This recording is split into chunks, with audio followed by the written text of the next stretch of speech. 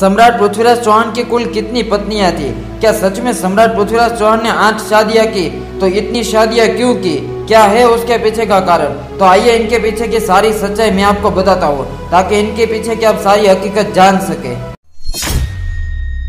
सम्राट पृथ्वीराज चौहान का प्रथम विवाह उनकी बाल्यावस्था में ही राजा नाहर राय प्रतिहार परमार की पुत्री से होना निश्चित हो गया था, लेकिन बाद में राजा नाहर ने इस विवाह के लिए मना कर दिया और इसी बात पर सम्राट पृथ्वीराज चौहान ने राजा नाहर को संदेशा भिजवाया कि यदि ये विवाह नहीं हुआ तो युद्ध होगा। और हुआ भी ऐसा। सम्राट पृथ्वीराज चौहान और राजा नाहर के बीच युद्ध हुआ, जिसमें राजा नाहर की हार हुई। उसके बाद सम्राट पृथ्वीराज चौहान ने उसकी बेटी के साथ शादी कर ली। सम्राट पृथ्वीराज चौहान का द्वितीय विवाह आबू के परमारों के यहाँ हुआ और राजकुमारी का नाम था इच्छानी। ऐसे आगे बढ़ते हुए सम्राट पृथ्वीराज चौहान का तीसरा विवाह उनके ही सामंत चंडपुंडिर की पुत्री के साथ हुआ।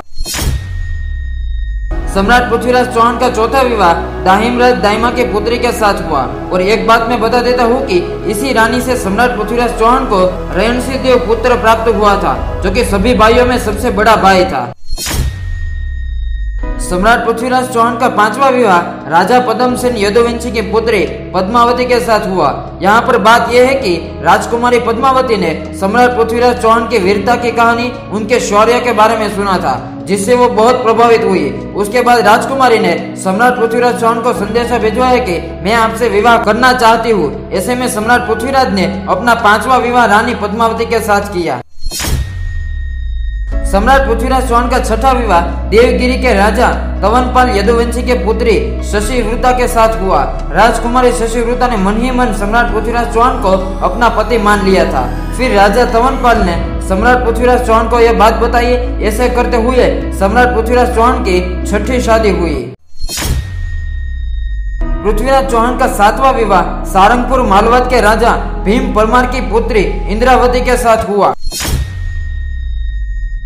सम्राट पृथ्वीराज चौहान का आठवां विवाह रघुवंश प्रतिहार हमीर की पुत्री के साथ हुआ।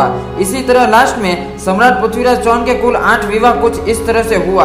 हमें आशा है कि यह जानकारी आपको पसंद आई होगी। और यदि आपको यह जानना है कि सम्राट पृथ्वीराज चौहान, शिवाजी महाराज और महाराणा प्रताप की हाइट कितनी थी, उनका वजन कितना था, यह जानना चाहते हो तो इस वीडियो पर जरूर क्लिक करिएगा।